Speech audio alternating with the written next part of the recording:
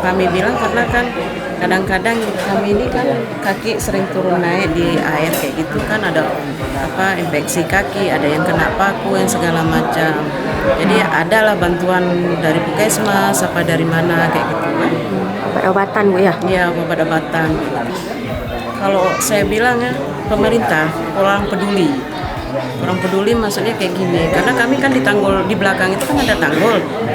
Tanggul itu kadang-kadang udah rusak, tapi udah mau banjir kayak gini, kadang-kadang nggak ada dipeduli. Kami masyarakat di sini kan selalu tiap tahun kena banjir kayak gini kan. Fasilitas rumah nanti hancur, masalah pakaian gini gitu, banyak yang nggak bisa kami pakai lagi karena nggak sempat kami apain kayak gitu kan.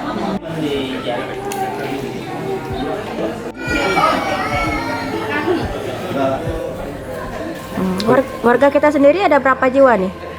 Kalau jumlahnya 1.375, jumlah kakak 385. Mungkin bantuan yang sangat diperlukan saat ini apa nih Pak Kecik?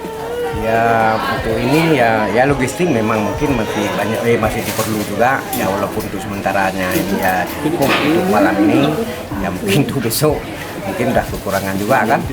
Nah, jadi ya termasuk ya wabatan lah. Ini yang udah pasti ini mungkin ya kata-kata lah gitu kan. Apa yang wabatan itu.